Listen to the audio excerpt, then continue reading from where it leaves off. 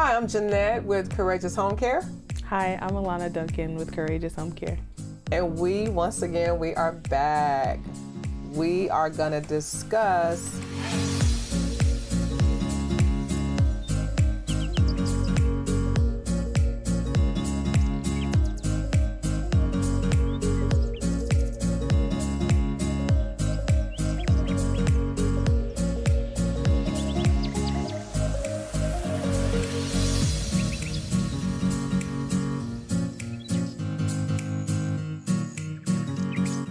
what happens when you have a disabled child.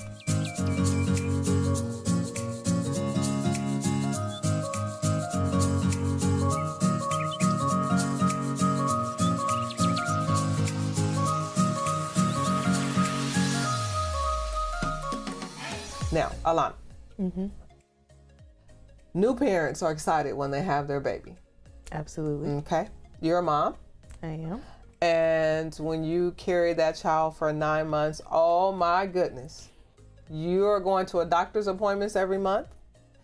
You're getting checks to make sure the baby's growing right, that you're eating the right foods, that your child is getting the best nutrients possible so you can bring forth this healthy life. Absolutely.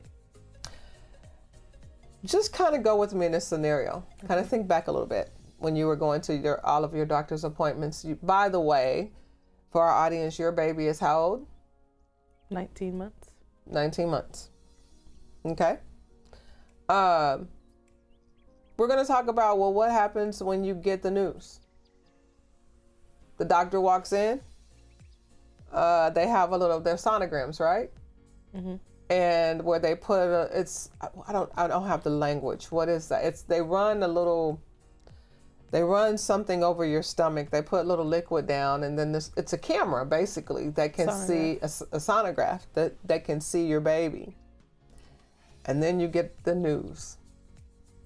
Just imagine with me for a moment. There's something. Well, you also have not only just the physical aspects with the sonograms, they can do blood tests as well. Okay. To see if your baby is going to come out with like trisomy 18, 21, Down syndrome, those type of things. I know autism is something that's diagnosed usually after maybe the first 3 years of life, but something you can't see from within the womb. So I want you to stay with me for just a moment. You're on the table. Cool. Doctor comes in. You're that parent. You're doing all the doctor's appointments, and then that doctor says, through either the camera movement and looking at your child or blood work, we think we found something wrong with your child. Yeah. What do you think goes through the mind of parents who get that type of news? First take, I would say it could be devastating. Everybody wants a healthy baby. Everybody wants a baby that I hate using the word normal, but everybody wants a normal kid, to live a life where they are ambulatory and they can speak and think for themselves and dress themselves, clothe themselves, and don't need that support, as much support when they're going through this world and when they get to school, having those support systems. I would say it would be devastating. And I will say I do not have a special needs child, but I did get scary news when I was pregnant that he could be born with birth defects because he was small. So granted, that was something for me that was scary, because I had gestational diabetes. My baby was very small when he was in my womb, and they told me that he was going to come out with birth defects, that he was going to be small, that he was going to have lack of brain function, that his heart was going to have a hole in it. They told me all types of stuff.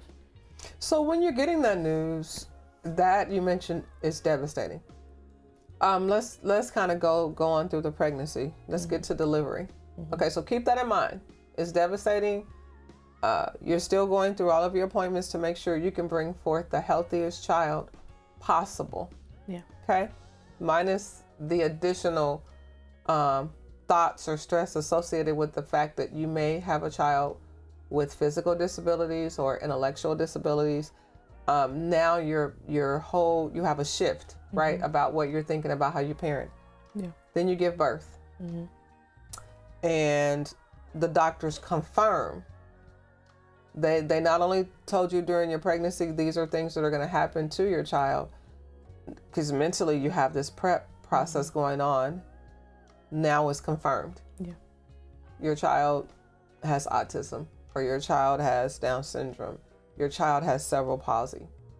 What do you think are thoughts that go through a parent's mind who has delivered that news? You got different information, correct? Yeah. After your child was born. Correct. We can talk about what that feeling was like, and then what you think it could have possibly been had you received different information. Correct. I would start there. I would say, had I received different information, I think I would have just had to have time to process. The postpartum stage is very up and down, because you have all these emotions. You just gave birth, but not only that, you have to think about the extensive care that your child is going to need, and adding a special need on top of that, I think it can be stressful. I think it could bring on a lot of anxiety. I think it could also bring on a lot of just mixed emotions. Like, I love my baby, but I'm afraid. I would say personally, I would be afraid to be a parent of a special needs child, because you just never know what can come with that. The severity of their either physical or intellectual disabilities. I think the physical, because if you have a newborn's fragile. If you have a newborn baby that has CP, cerebral palsy, you have to be very gentle with them, because they're already fragile as a newborn. Add a physical disability on top of that, you have to be even more gentle, more careful.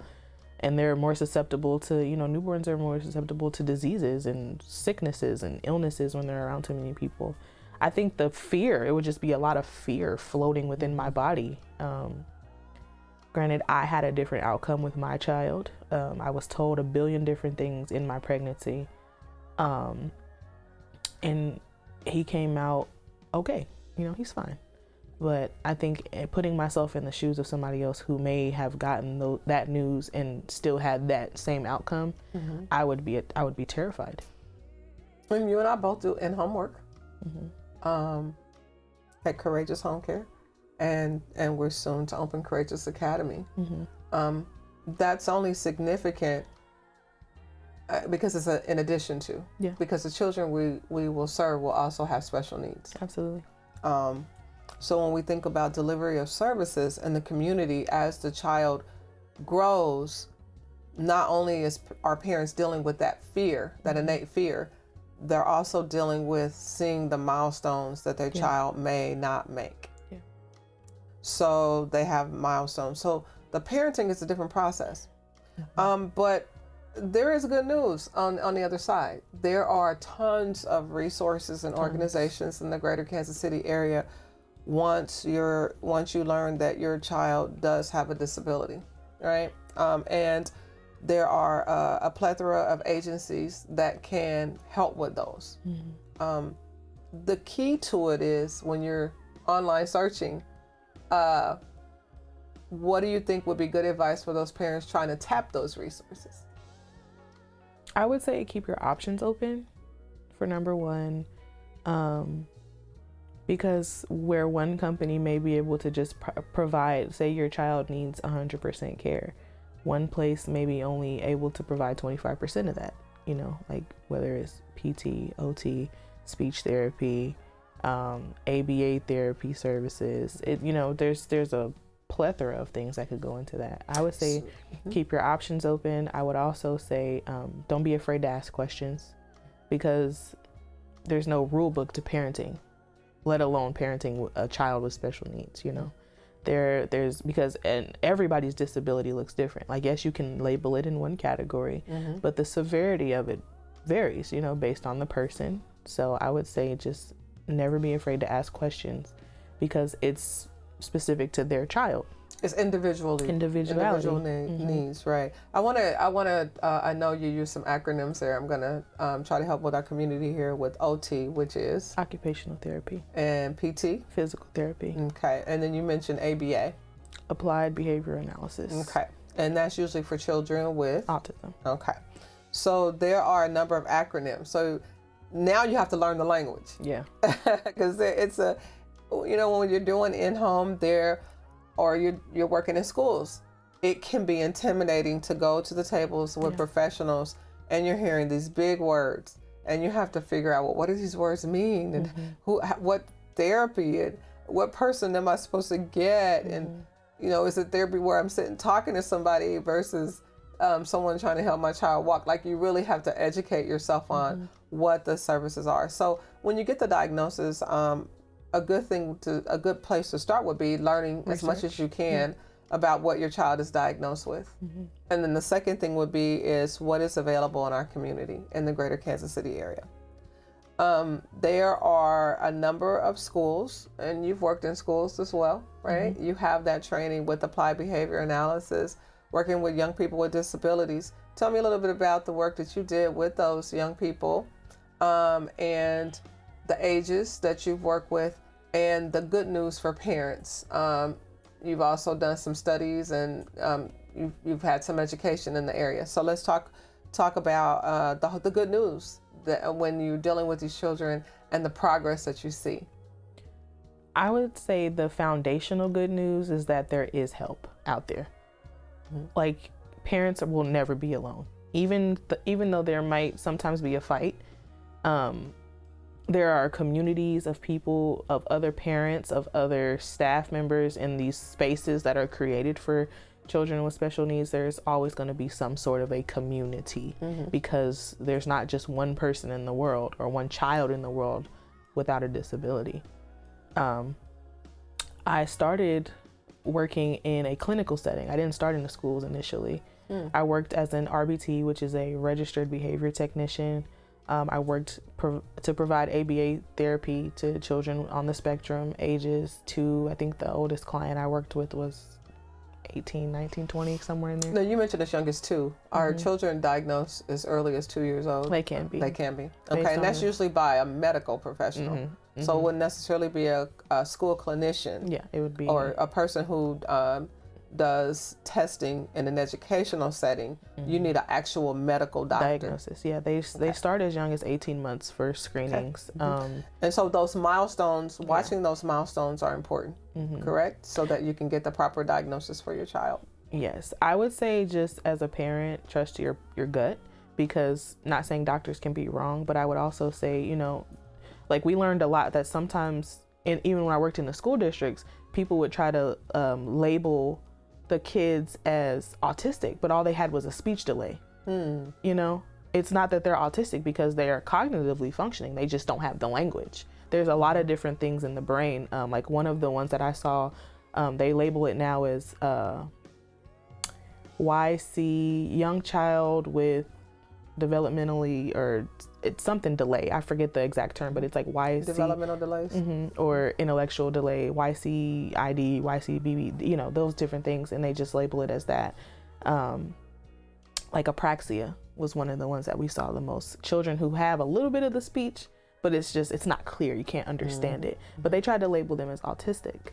But that doesn't necessarily. And it may just be a speech. It may just be speech. And can be corrected with speech. Absolutely. So knowing your child and being an advocate for your child, being a voice, being able to speak up for your child is important. Very important. I would say, don't disregard what a doctor's saying, but, also take what because you're with that child every day. A doctor sees them every couple months.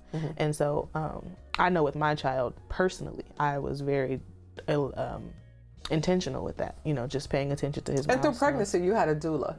I did. You want to talk a little bit about what a doula does? A doula is a birth worker. I had 2 doulas. I had 2 Black women who were my doulas, and they basically educate and are advocates in the delivery room. Kind of going back to pre-modern medicine, because if you midwives. Midwives, midwifery. If you think about the times before there were, hospitals, especially in Black and brown spaces, you gave birth in your home. in your own bed, not saying that, it's the best thing in the world to do, because medical issues do happen.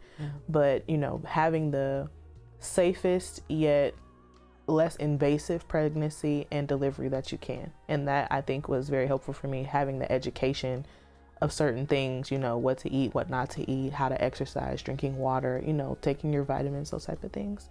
But back to my education, after I worked in the clinical settings, I was pregnant. So I left because some of the kids that I worked with in the ABA setting were very physically violent. Children with autism, some of them have very high magnitude behaviors, and I got hit in the stomach. So I took a break from that and went on through the rest of my pregnancy, had my child. Then I went back into the school district doing the same work, because they're kind of, I don't want to say disenfranchising the clinical settings, but you need more RBTs in schools, because no offense to paraprofessionals, but they don't offer that training to deal with the behaviors like an RBT would. So they're kind of switching in the school systems. They're kind of switching and turning gears with that. So I was an RBT in the North Kansas City School District. And I worked in a classroom with children who were only on the spectrum. And then I went to another classroom. I kind of bounced back and forth to just other children who had just developmental. We had a lot that were in wheelchairs with severe intellectual disabilities or physical disabilities. Severe on a nonverbal or non-speaking, should I say? Because there is a difference. Well, there's a difference, in that world, we were told. But to each their own. How you classify it. We had some that used devices, so that I guess those were to communicate. iPads that had talkers, and they would push buttons and they could form sentences, pictures. PEX boards, which are, it's like a piece of Velcro, and you put a card. I want this, or I need, those type of deals. And now I'm working with Courageous Home Care, just working with adults, but I'm excited for Courageous Academy because I'll be back working with kids. You were talking a little bit about being hit in the stomach. Children with autism is different than, their intentionality is different. Yeah. Not to harm. Can you explain that a little bit? It's more of a I feel safe with you type of thing sometimes. It's not necessarily like out of anger. It's just how they express their emotions. I would say if I didn't get hit, I was worried. Because I think those were the kids that when they're up there and their behavior is escalated, those are the kids that you really need the attention put on. And not saying that all children don't need that attention. It's how you shape it. It's how you correct it and conform it to them specifically. Those behaviors can get to physical, not just hitting, kicking, punching, biting, spitting, throwing objects, or it also can stem to self-injurious behaviors where they're hitting themselves in the head or in the eyes or here, wherever they feel that stimulation, and it's like a release. And once you come down for them, it's smooth sailing from there. I like the way you explained that it is a physical release. It is them trying to get through just the feeling of what they're feeling at that time. And being able to, once the feeling is gone, then they're okay to return back to and again, I don't want to use the word normal, but they go back to feeling safe and okay. So it's a response. Yeah. A big one, and they're usually big. Not all children on the spectrum have those big responses, but sometimes you can see it from the children who may not have the language to say I'm upset. Or this hurt my feelings, or hey, he took my toy, now I'm upset, or I'm sad, or it just turns into this big outburst because the language isn't there. And it's the way they're processing the feeling associated with what the event that happened, right? Okay. So what I hear from you is that we can be hopeful. Yeah, absolutely. Registered behavior technicians, RBTs, you distinguish between what we see in schools and the new training of what's being done now in schools to help children with autism. But I also think RBTs can be used for children with Down syndrome. Absolutely. They're not They just... can be used for children with learning Yeah, I disabilities. was gonna say they're not just autism Children specific. with physical disabilities who are severe. One thing I want us to go back to what you said is those children that have physical disabilities, severe disabilities, they're in there. They're inside. Yeah. They're cognitively there. And they even can communicate if we get the right device for them, who could be fully verbal, have complete thoughts and sentences. We just haven't found a way to be able to, because they're trapped in their bodies, right? We haven't been able to find a way. And I think we're getting better with technology to be able to do that. I'm really hopeful with what I see, that we know that there are children that have real thoughts. I've seen a couple of updates, a couple of specials with young people where they were able to take the technology and they attach the electrical wires to their heads and can literally read the thoughts of what the individual is thinking and saying. And you're like, oh my goodness. So just because your child, when you get that news that your child is disabled or that your child has a disability, I'm excited about the possibilities with the evolution of technology, and also our thoughts about how we treat children with disabilities. That's changed over the years too. What did you see in your experience? I would say there was one school that I worked at that it was kind of like, I'll be honest and very candid, they kind of shut the kids up in a room. And it was like, you know, out of sight, out of mind, because it was the top school in the district for learning. We won't mention that district. We won't mention it. But the principal was kind of like out of sight, out of mind. And they're loud, they're making too much noise. So it took us in the room, the paras. It took us, the school counselor, and a couple other teachers who kind of noticed it. Like, hey, our kids are different, but that doesn't mean that they're not kids, that they don't have feelings. They're people too.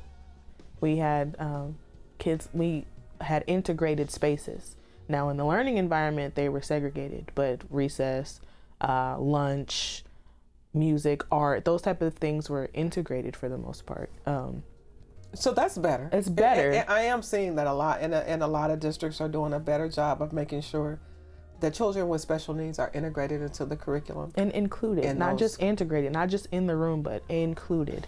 And it broke my heart to hear other kids call them monsters and weirdos and things like that. So it took the adults to really recognize, and not just recognize, but understand, like they may not have been exposed to the differences. So we corrected it and said, hey, they're different, and different is okay, because if we're all the same, it'd be a boring place.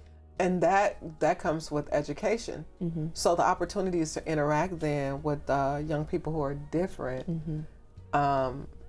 Different's not bad, it's just different.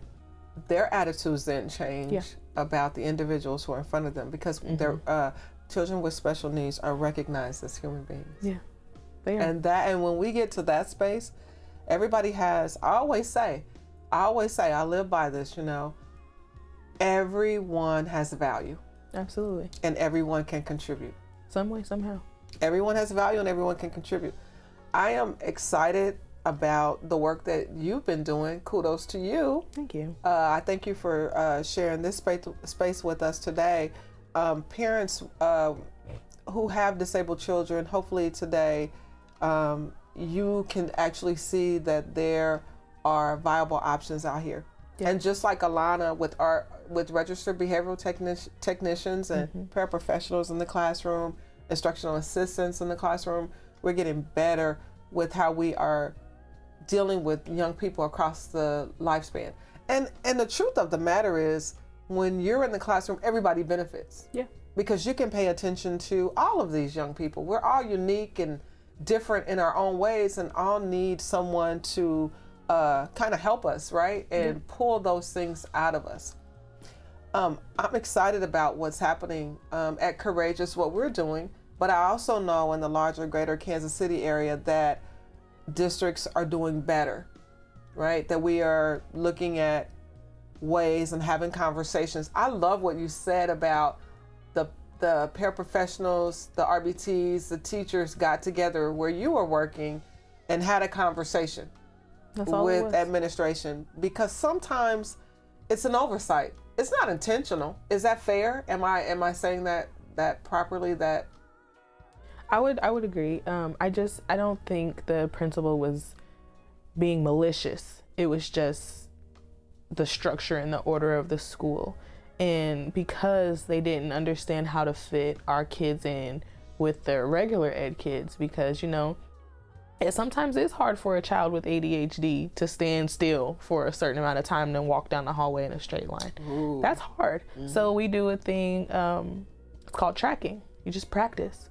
You say, hey, walk with me. You walk 5 feet, and if they do a good job, you congratulate them. Oh my gosh, you're so amazing. You did it.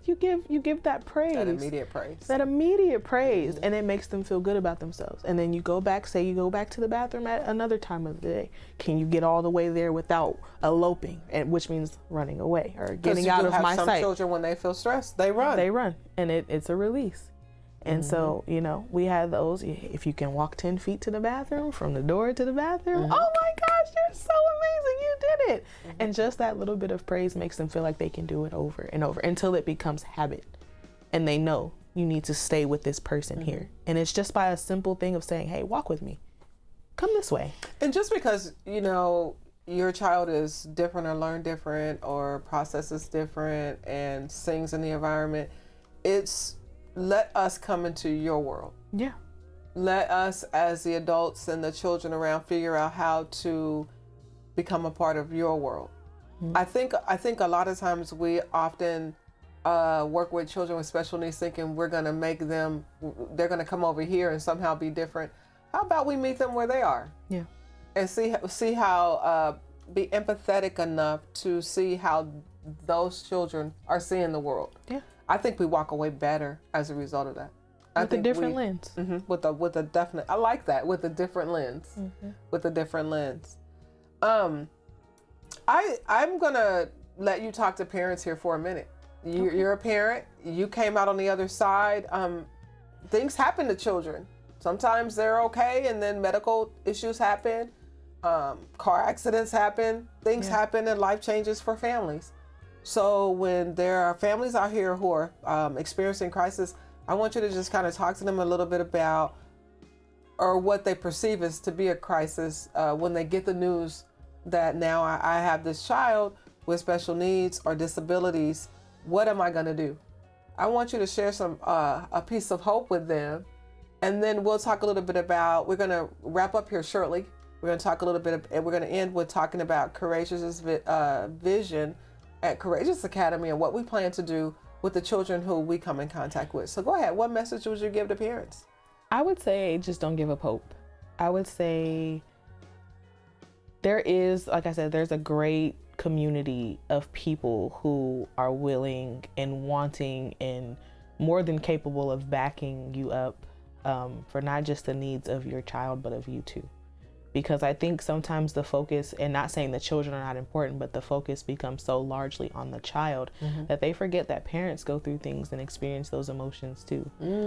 That's powerful. So I think having that community who can love on everybody and just experiencing the journey, you know, because sometimes we try just so hard to get to the destination, get our child potty trained, get our child to walk, get them to talk, but you have to enjoy those moments. Because those are the things you're going to miss when they finally do it. You know, that process. Yeah, the process of it. Enjoy the process, I would say. That's good. I would also say... How about uniting with others who have similar experiences? Does that help? Yeah, I would say that helps as well. That's what I mean, you know, community. Listening to other people's stories and sharing your own and not being ashamed to share. Because you just never know how your story might impact somebody else's.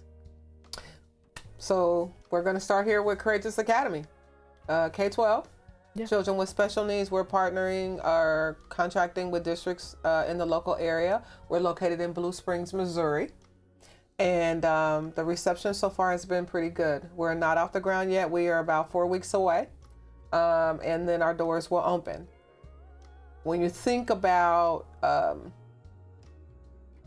children with special needs and this new opportunity to be able to reach the community. What are your thoughts with this opening? What are you hopeful for as we move forward on this journey? I'm hopeful that kids will be able to just be themselves and be free. And not saying that they couldn't do that in a normalized school setting, but they can have their own lens of life in their setting with other people who look and think and act and feel just like them, unapologetically.